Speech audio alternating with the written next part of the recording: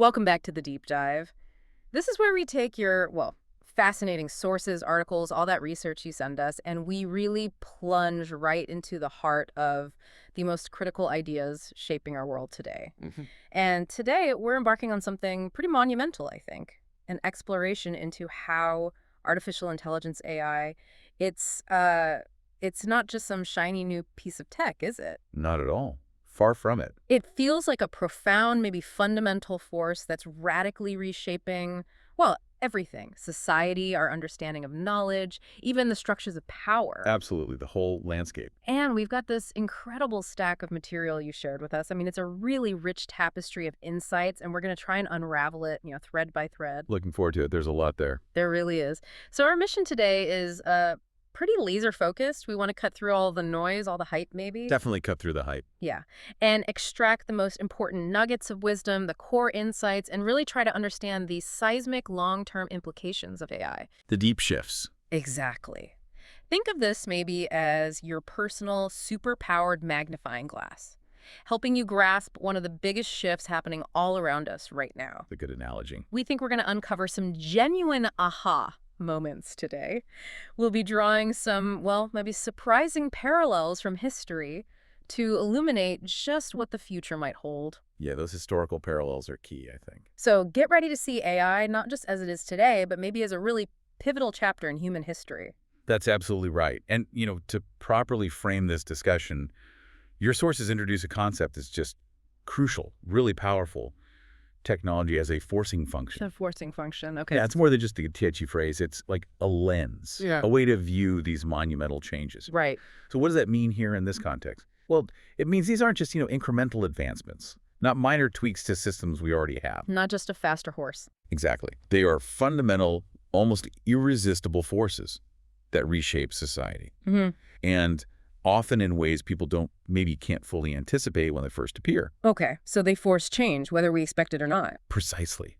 They radically alter our social structures, how we understand the world, our economies, even, our relationships with each other. Wow. And AI is absolutely not some isolated thing. It's not just a standalone invention that popped up. It's part of a long, clear historical lineage of these truly transformative technologies. Okay, so it fits a pattern. It fits a pattern.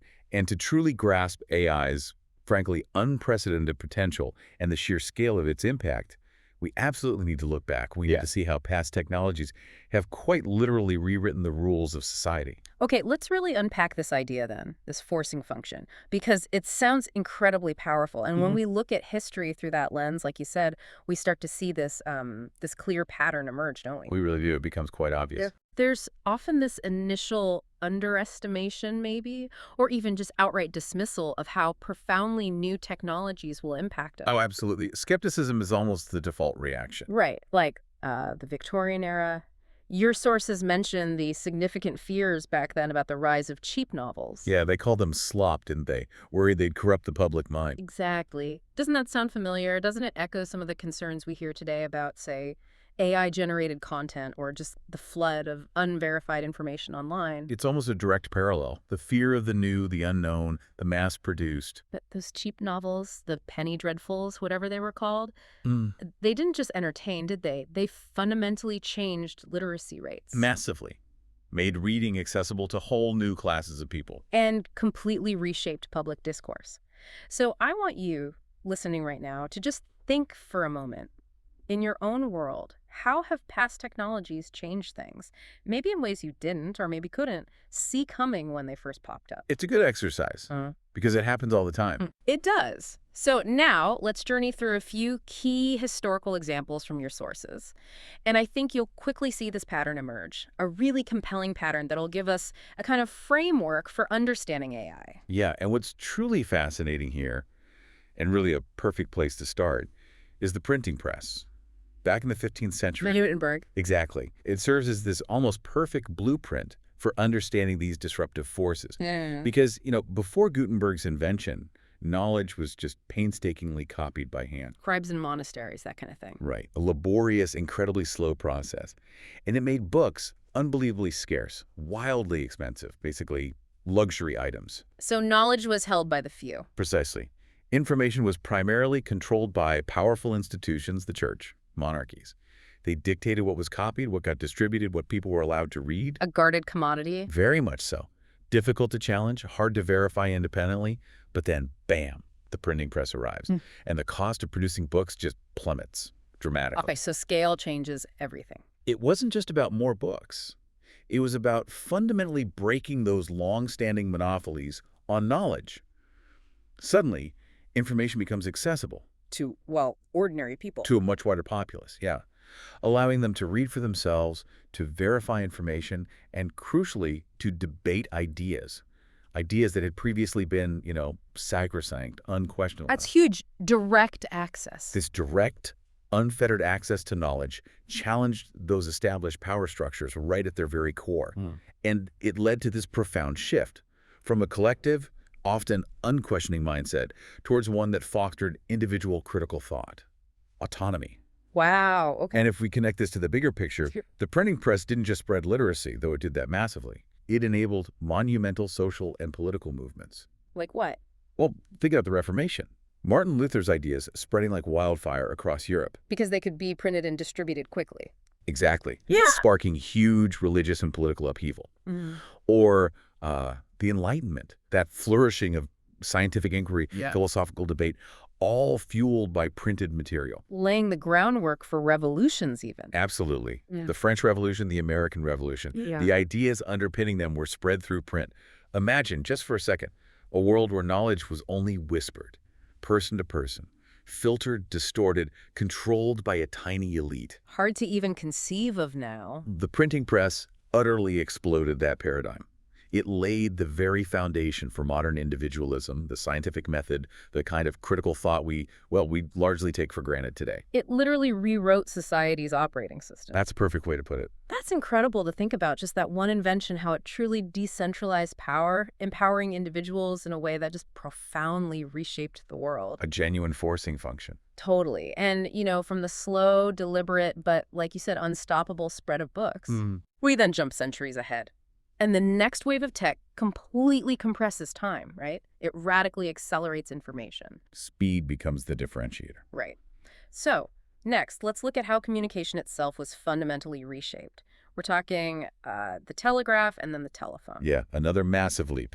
Because before these things, getting news from far away, it could take weeks, months even. Ships, horseback riders. Exactly. Decisions had to be made with information that was already severely outdated. Then suddenly messages could cross continents in minutes, not weeks. The change must have been jarring. Unbelievably so. These technologies didn't just speed things up, they introduced breaking news as we know it. They shrunk distances, not just geographically, but psychologically too. Right, the world suddenly felt smaller, more immediate. Imagine that shift. From waiting endlessly for crucial news to getting it almost instantly. How did that immediate access change how people perceive distance, time, urgency? It must have rewired brains almost. It completely laid the groundwork for entirely new ways of living, doing business, interacting. And if we connect this to the bigger picture, think about the birth of modern global markets. Oh, right, because information could travel fast. Exactly. And the ability for what's called information arbitrage. Which is basically profiting because you get information faster than your competitors. Knowing something happening in New York minutes before someone in London does. a huge advantage. This capability, born directly from the telegraph, literally laid the foundation for the complex, high-speed financial systems we have today. Before the telegraph, a price difference between two markets might last for days or weeks. Giving people time to react slowly. Right. After the telegraph, that difference vanished in minutes. A trader in London getting news from New York moments earlier than their competitor, that was a truly revolutionary advantage. Allowing for almost instant economic shifts based on real-time data. Completely changing the flow of capital, the speed of commerce. Everything accelerated. Instant communication was indeed a massive game changer. It fostered this unprecedented economic and social interconnectedness. But what's fascinating, and this is a critical point from your sources, is that the very next major wave of communication tech actually inverted this powerful decentralizing trend we saw with print and telegraph. Really, it went the other way. For a time, yes. Broadcast media, specific radio and television, they created what your sources call Synchronized societies. Synchronized societies, Right. meaning... Millions of people, Yeah. often across an entire nation, could experience the same event or receive the exact same message at the exact same time. Ah, okay. Like a presidential address or the moon landing? Precisely. Or a major sporting event, a breaking news bulletin, everyone gets it simultaneously. Yet this remarkable synchronization came at a significant cost. Which was? It also heavily concentrated power in the hands of states and elites. Unlike the printing press, unlike the early telegraph, which fragmented and distributed knowledge. Broadcast centralized narratives. Exactly. This was a unique anomaly in the history of information tech. Think about the profound psychological impact. Millions across a nation hearing a wartime speech or watching a historical event unfold at the same moment. Creates a shared experience, a sense of unity, maybe? Undeniably, it fostered a strong sense of national identity, shared cultural experiences, collective memory, think the moon landing, royal weddings, things like that. Right. But it simultaneously enabled a powerful form of top-down control, which raises an important question, doesn't it? How did it foster consensus, build that shared feeling? Even as it dramatically diminished the space for individual interpretation, for critical thought, for diverse perspectives. Because everyone was getting the same story from the same source. Essentially, yes. Okay. We saw it enable incredibly powerful propaganda, tragically, during Hitler's regime, for example. Right. And it reshaped politics through mass rallies, speeches that could reach directly into every household. It was powerful, unifying in a way, but also inherently controlling, a temporary bottleneck, really, in the broader flow of information. A bottleneck. Interesting. And then, just as quickly, it seems, this era of centralized control, this bottleneck, it started to crumble, didn't it? It really did, with the arrival of a truly distributed global network, the Internet.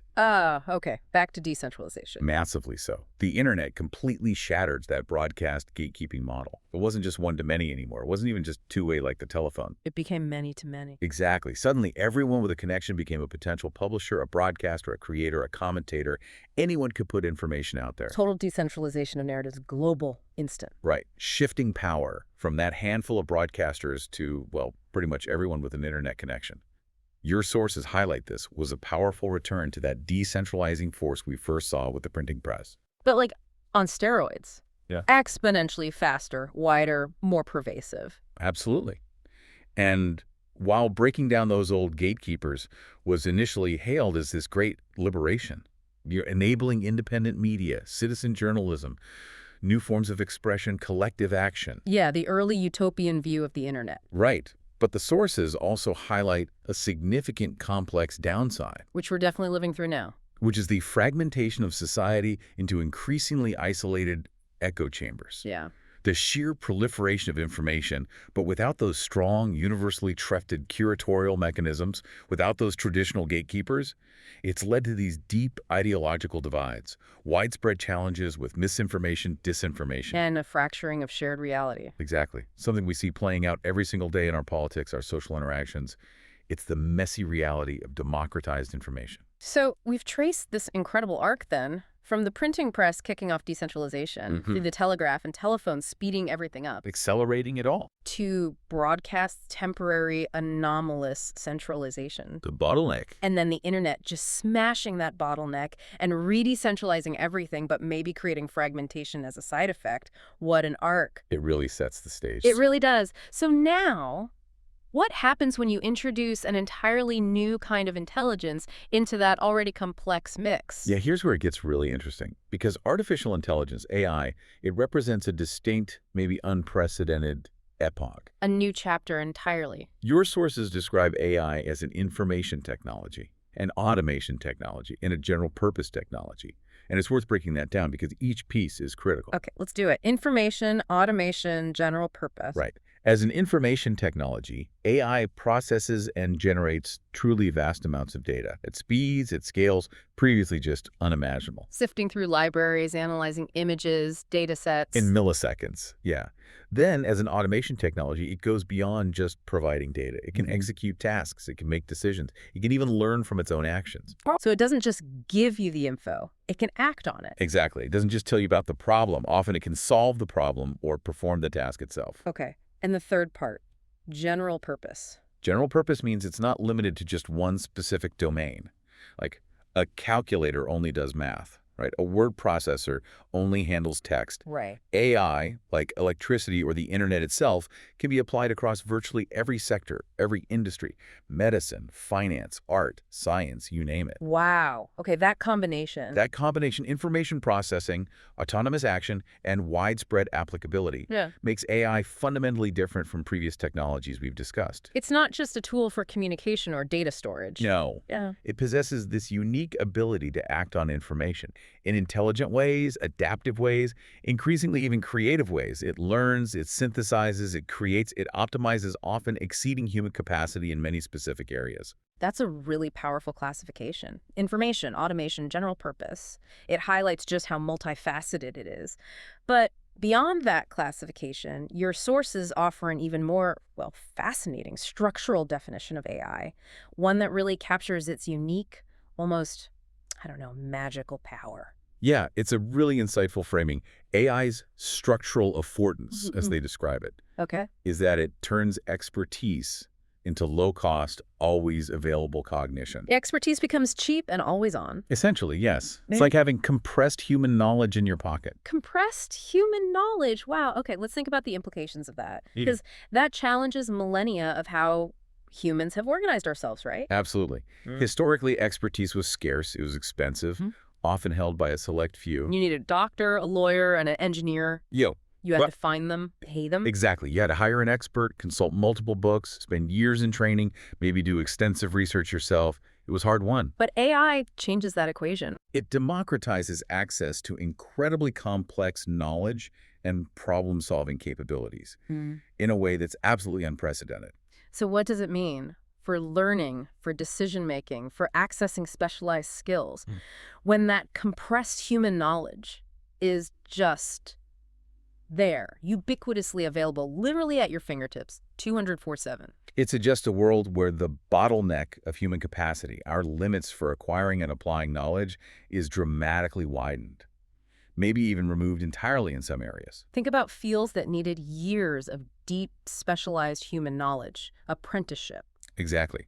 Compare the cost, the time of consulting, say, a dozen human experts, holding meetings, reading voluminous reports, trying to synthesize all these disparate opinions, versus just querying an AI model, getting an instant summary and analysis, maybe even recommendations based on synthesizing all that same complex information. It's not just about speed, is it? It's about lowering the barrier to entry for highly specialized work Yeah. radically. Radically lowering it, just like the printing press decentralized access to knowledge stored in books. AI decentralizes access to knowledge stored in human minds, in digital data. Precisely. The long-term consequences of such a fundamental shift, well, they're largely unknown, of course. But we can definitely start to anticipate the ripple effects across every single layer of society. Indeed.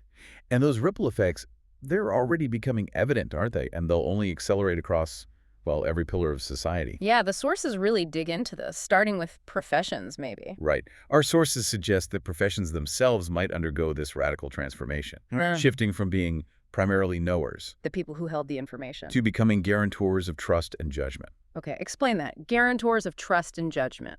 Well, historically, the value of a professional, a doctor, a lawyer, an architect, was often tied directly to their accumulated knowledge, their ability to recall facts, analyze complex data, apply established principles. That was their core value proposition in a way.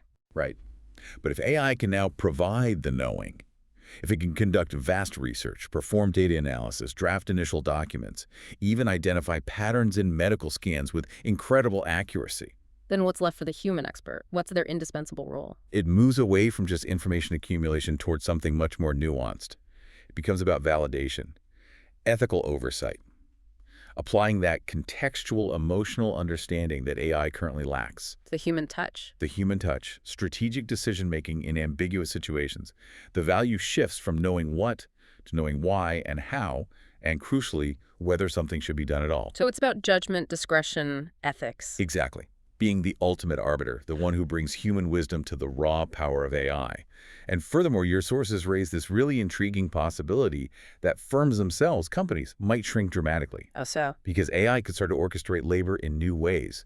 Think about the rise of huge multinational corporations. They needed vast hierarchies, armies of employees, just to manage global operations, logistics, information flow. Right, complex structures for complex tasks. But what happens when AI can automate huge swaths of that? Operational work, analytical work, even some creative work? You don't need the same structure. Possibly not. Your sources float the idea of, say, billion-dollar companies run by just a handful of people, maybe even one highly leveraged individual. Wow. One person running a billion-dollar company. Because AI is handling so much of the operational and analytical heavy lifting, this fundamentally challenges our traditional ideas about organizational structure, employment models, even the concept of corporate scale itself. Can you give an example? Sure. Imagine a legal firm. AI handles all the case research, reviews millions of documents for relevance, drafts the initial briefs, identifies precedents faster than any human team could. Okay. So what do the lawyers do? They focus purely on courtroom strategy, client relationships, crafting those nuanced, persuasive arguments where human judgment, empathy, experience are absolutely paramount. They do the high-level human work. Exactly. Or think about a marketing agency. Maybe one brilliant strategist, aided by powerful AI tools, can now design, execute, and manage global campaigns. Campaigns that used to require a large team of copywriters, designers, analysts. One person plus AI replaces a whole department. Potentially. This isn't just about efficiency gains. It's a potential redefinition of organizational structure. It could create unprecedented entrepreneurial power, for sure. But it also prompts these profound questions about the future of employment, doesn't it? It really does. A massive shift. And this isn't just about jobs and how companies are structured, though. It goes deeper. It touches the very fabric of governance, right? And how we seek truth in a democratic society. Absolutely.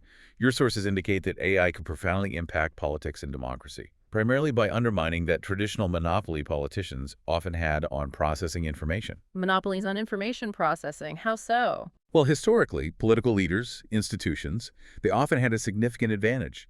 They controlled narratives, shaped public opinion, partly because they had access to data, to research, to communication channels that were often difficult for the average citizen to access or replicate. Right. Information asymmetry. They knew more or could frame it better. Exactly.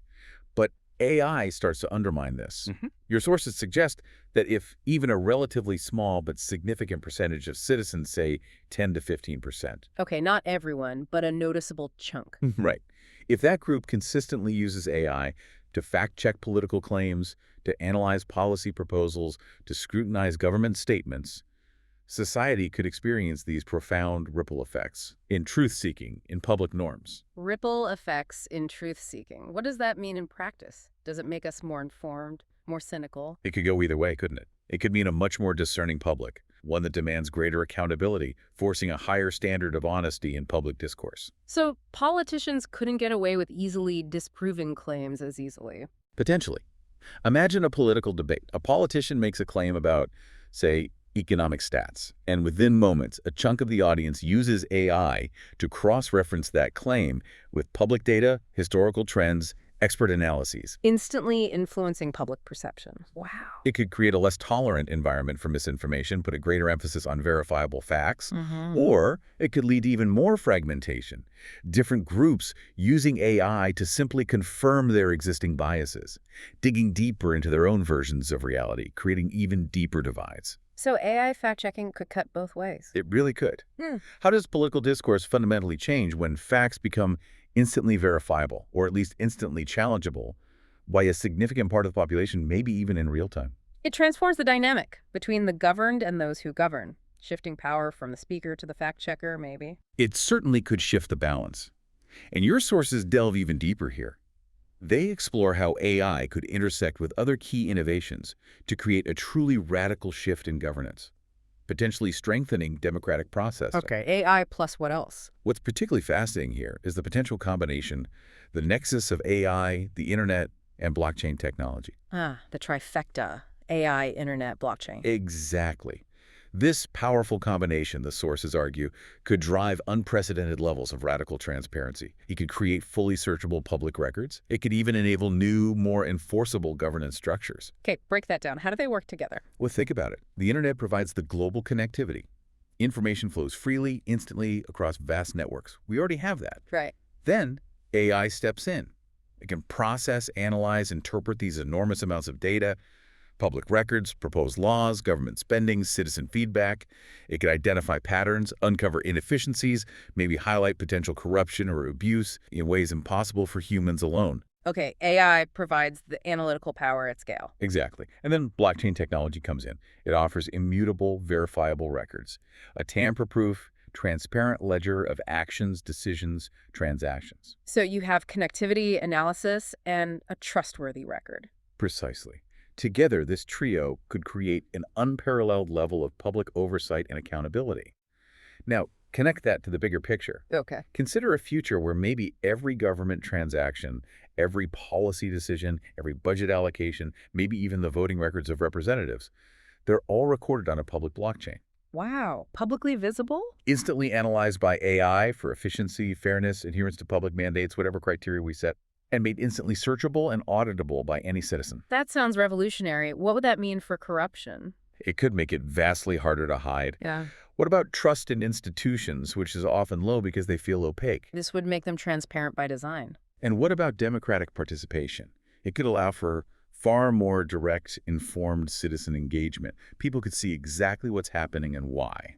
It suggests a profound reimagining of that relationship between the governed and the governors, moving towards a system where accountability isn't just promised, it's like cryptographically enforced. That's the potential, yes. Yeah.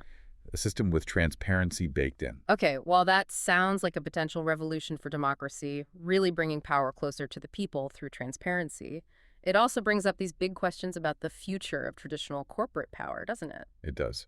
Your sources suggest that while money itself is unlikely to disappear, Capitalism isn't going anywhere just yet. probably not, Yeah. but the traditional corporate model itself might be under threat. For centuries, the multinational corporation has been the dominant force in global capitalism, right? Driven by economies of scale, centralized production, complex global supply chains, The bigger the better, often. right? But AI and robotics, by enabling highly efficient, perhaps localized or even individualized production and operation, they could render that vast multinational structure with all its layers of bureaucracy and distributed workforce maybe largely obsolete. So AI allows small to act big. Or maybe it reduces the need for big altogether. It reduces the need for those vast hierarchical structures, those complex global supply chains that define today's giants. This could potentially lead to a massive decentralization of economic power and production. Okay, that sounds like empowerment for smaller players, but But, and this is where it gets really complex, the sources also note that those powerful consolidation forces we already see, think Disney, Nestle, the tech giants, they might still push for bigger entities. how? By using AI themselves. Exactly. Leveraging AI to make their already massive operations even more efficient, even more dominant, making them harder to compete with than ever before. So it creates this tension, a real fork in the road. A huge tension. Will AI empower small, agile companies and individuals? Let them create and distribute value on an unprecedented scale, maybe fostering a new era of micro-entrepreneurship, localized production. Yeah. Or will it simply make the existing giants even more efficient, more dominant, leading to even greater concentrations of wealth and power? Wow. What kind of capitalism, what kind of economic landscape emerges from that kind of disruption? It could go either way. It really could.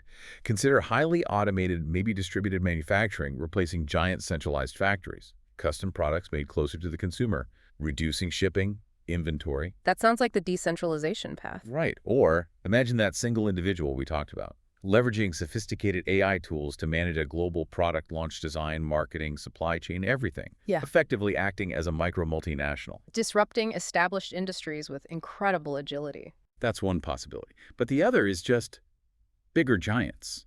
It's a battle, really, for the future shape of economic organization. But perhaps the most profound impact, the thread that really weaves through all these changes, jobs, politics, corporations, is on what we consider truth itself. And crucially, who gets to define it. Back to the idea of truth and gatekeepers. Exactly. Our sources highlight that every information technology throughout history has changed epistemic gatekeeping. Epistemic gatekeeping. Remind us. It refers to who controls what's considered valid knowledge. Who gets to set the standards of truth, reliability, expertise within a society. Okay. Historically, that was. Powerful institutions, right? Universities, established publishers, major news outlets, scientific bodies, maybe religious authorities. They were the arbiters. They decided what was credible. They held the keys to the knowledge kingdom. In a way, yes. But AI, your sources argue, represents the end of gatekeeping in an unprecedented, maybe absolute way. The end of gatekeeping. Because suddenly, anyone can wield near infinite knowledge. AI provides these incredibly powerful tools to access, synthesize, analyze, even generate information. It democratizes the means of knowledge production and dissemination like never before. So individuals can bypass the traditional authorities, curate their own information. Exactly. Which is undoubtedly a double-edged sword. On one hand, it dramatically empowers individuals. It breaks down old elitist barriers. It could foster radical new ideas, new discoveries. At the other edge, The other edge is that it intensifies this immense challenge of discerning truth. In an ocean of potentially AI-generated, AI-manipulated, or simply unverified content, how do you know what's real? yeah, that's the scary part. It raises this urgent fundamental question. What are the societal implications of a world without universally agreed-upon gatekeepers of knowledge? How do we collectively agree on what is real, what's factual, what's trustworthy, when every individual has essentially a supercomputer in their pocket for generating and validating their own reality?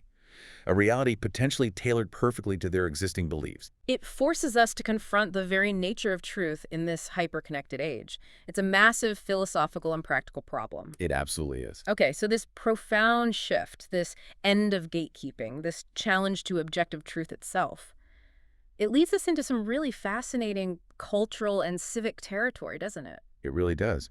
Because if truth is harder to define, if authentic information is harder to verify, what then becomes truly valuable? Right. What's the scarce resource in that world? Your sources introduce this compelling concept, a meaning economy, The meaning economy. where scarcity shifts profoundly towards things like authenticity, trust, originality. The human stuff. Exactly. In a world saturated with endlessly generatable AI content, AI articles, AI music, AI images, maybe even convincing AI conversations, all potentially indistinguishable from human creations, what truly stands out? It has to be the proof of humanity, right? Proof of humanity. Our imperfections, our genuine, messy presence, our unique, unreplicable experiences, the verifiable origin of our creations. Those are the things that will carry significant weight. They become the new precious commodities. So it elevates the value of genuine human connection, verifiable realness, original creative uniqueness. That's the idea. How might this profoundly change our social interactions, our consumption patterns, our art, even our understanding of personal value? You could see a premium placed on handcrafted goods, maybe. Live, unedited performances. Face-to-face interactions that cannot be simulated.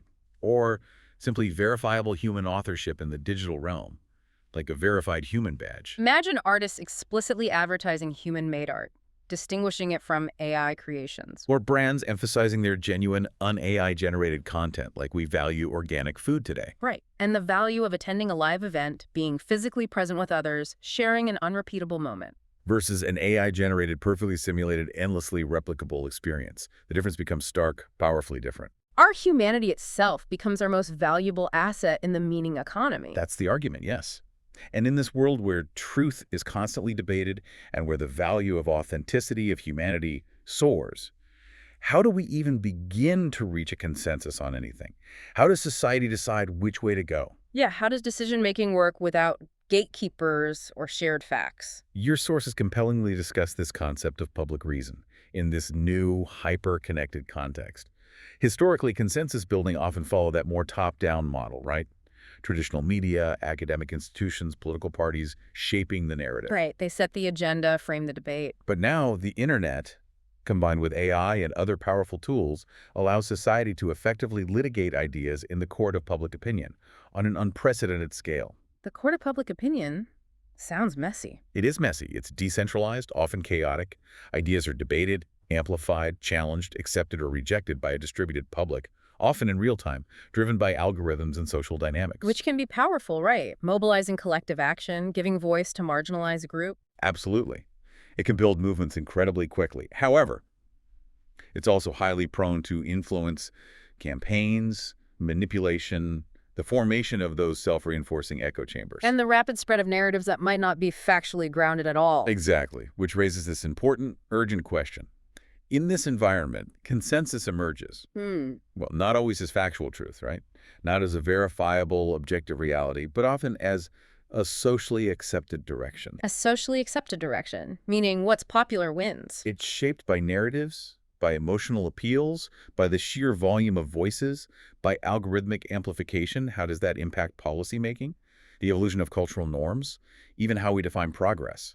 Is socially accepted direction a valid replacement for factual truth in a functioning society? Or is that a really dangerous path? It's a critical question. Are we heading towards a perpetually shifting reality based on popularity and algorithms, rather than evidence and reasoned debate? You just have to look at how social media movements can rapidly mobilize opinion around an issue, sometimes completely bypassing expert consensus or established science. Creating this new kind of collective, often emotional reality that can very quickly become policy or accepted wisdom. It's a fundamental shift in how societies decide what to believe and what to do. And speaking of consensus, or maybe the lack of it, your sources highlight a really significant shift in how we talk about the risks of AI itself. This jumped out at me. Yeah, this is an interesting point. For a long time, the public and academic chat around AI risk was dominated by, well, existential fears, right? X risk, Right, the Skynet scenario. Superintelligence takes over, eliminates humanity. that kind of thing. The sci-fi doomsday scenario. It captured imaginations for sure, but often felt quite distant, abstract. A problem for the future, maybe. Right. However, your sources make it pretty clear that the consensus has markedly shifted. While those X-risk discussions haven't vanished entirely, they still happen in some academic circles. But the main conversation has changed. The mainstream urgent conversation is now predominantly focused on current, tangible issues. Immediate problems. Like what? Like the immediate observable impact on jobs. Yeah. The rapid erosion of privacy. How AI affects our ability to verify information, to distinguish fact from fiction that's epistemics. Right, knowing what's true. And the broader, more insidious problem of truth decay. That gradual erosion of shared understanding of objective reality in society. So we're worried less about robot overlords and more about job losses and fake news. Essentially, yes. Why has this shift occurred so dramatically? Maybe because the X risks seem too far off, too theoretical, a concern for a distant future. While the practical daily impacts of AI are becoming undeniable.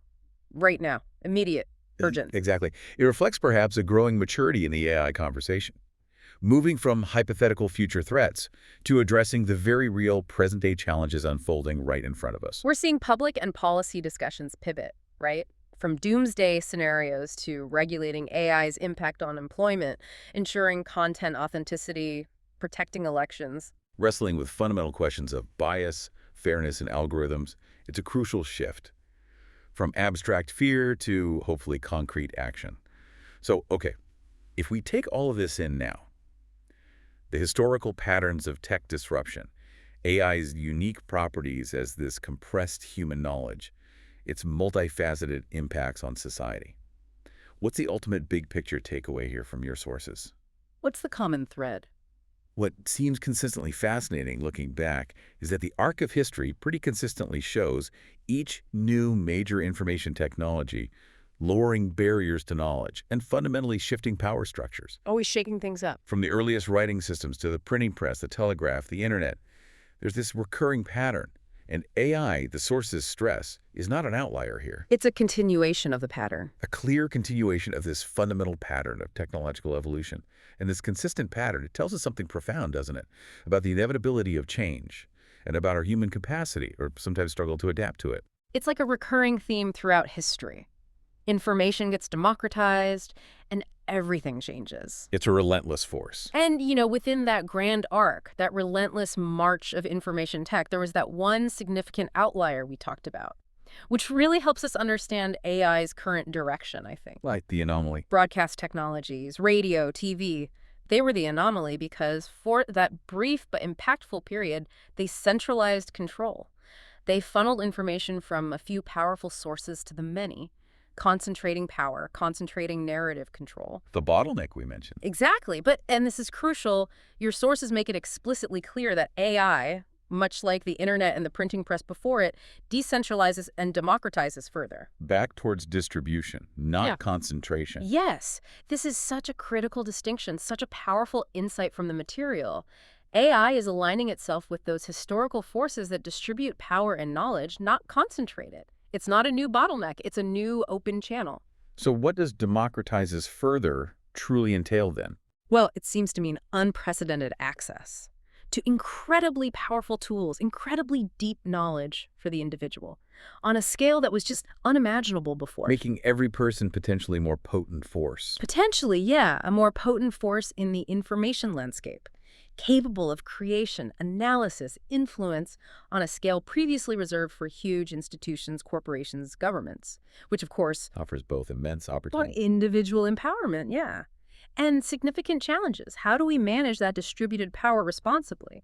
Ensure it contributes to societal good, not just more fragmentation or chaos. That's the billion-dollar question, isn't it?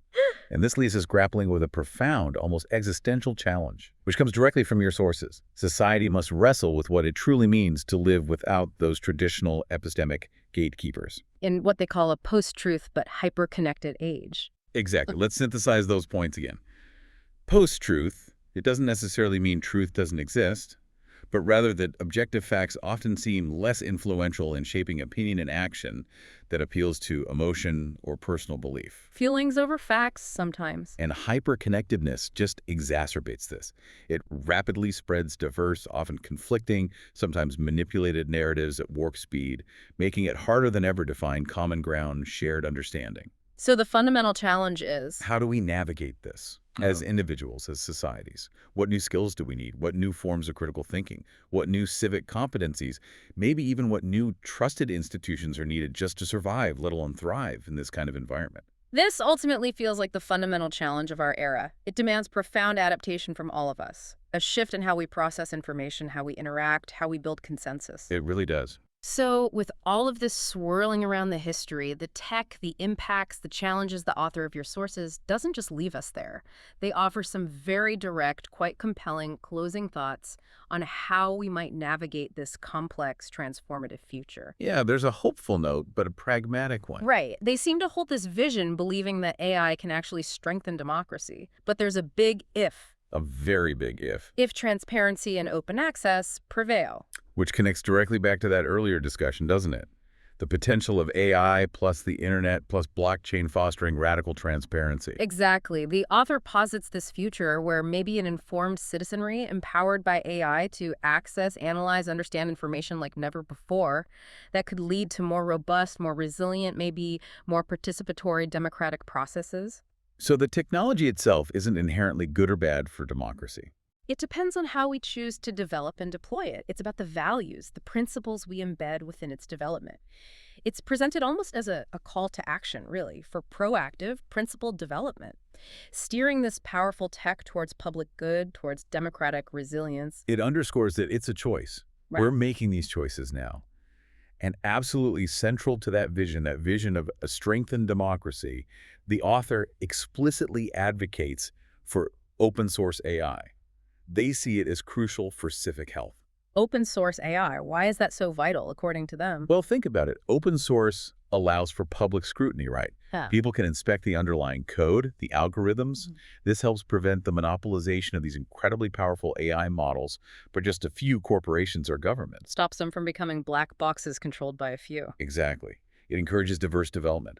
Innovators, researchers, citizens from different backgrounds can build upon, inspect, adapt these tools for their own specific needs, their own contexts. Fostering innovation everywhere, not just in big labs. And crucially, it allows for local adaptations and ethical oversight, ensuring AI systems serve varied community needs, reflect diverse values, rather than just imposing a singular, often corporate or Western agenda. Okay, so open source promotes transparency, diversity, local control. Now consider the alternative. Proprietary, closed-source AI, controlled by a handful of powerful entities. How would that impact the end of gatekeeping or the meaning economy? What if only a select few dictate the digital reality we inhabit, the knowledge we access, the truths we can verify? That sounds dystopian, like replacing old gatekeepers with new, potentially more powerful digital ones. It's a stark contrast. This choice between open and closed AI, between centralized and decentralized control of this new form of intelligence, it will fundamentally shape the future. Our societies, our democracies, our individual autonomy. It's a foundational choice. So ultimately then, the author's core message is crystal clear. AI. It isn't just another gadget. It's not just a fancy new tool to make our lives a bit more convenient or our spreadsheets run faster. Not even close. It is a fundamental forcing function, one that will profoundly reshape how humans think, how we organize our societies, how we govern ourselves, and maybe even how we understand truth itself. That really summarizes the depth, the breadth of AI's potential impact. It's not about marginal improvements.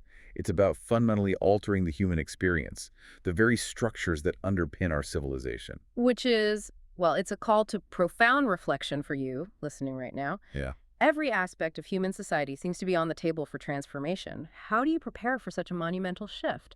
What part will you play in shaping this unfolding future? Hashtag HowTech Outro. Wow, what an incredible journey we've taken today. Really tried to cover a lot of ground. We certainly did, from history to the future. Yeah, we traced that historical arc of technology as a forcing function, printing press, broadcast anomaly, internet's re-decentralization. Then we dove into AI's unique properties, that compressed human knowledge idea. Exploring its impacts on professions, politics, corporations. And that fundamental question of truth. Finally, we considered those really deep cultural and civic implications, navigating this hyper-connected post-gatekeeper age. It's a lot to take in. It really is. So thank you for sharing your sources, and thank you for joining us on this deep dive. We really hope it's given you a clearer, maybe richer lens through which to view the complex future unfolding around us. And as we reflect on all this, what it truly means to live in this post-truth, hyper-connected age without those traditional gatekeepers. An age where AI will fundamentally reshape how we understand truth itself. Maybe let's leave you with this final thought to ponder. Okay. If AI truly ushers in an era where anyone can wield near-infinite knowledge, and yet, as the sources suggest, consensus emerges not always as factual truth, but as a socially accepted direction, what profound responsibility then falls to each of us? Not just to consume information passively, but to actively cultivate wisdom, to seek verifiable understanding, and to consciously help build a shared sense of reality amidst the infinite possibilities and potential chaos. That is a profound question, a responsibility for us all to think about, indeed. Until next time, dig in, keep asking those tough questions, and most importantly, keep curious. We'll see you on the next deep dive.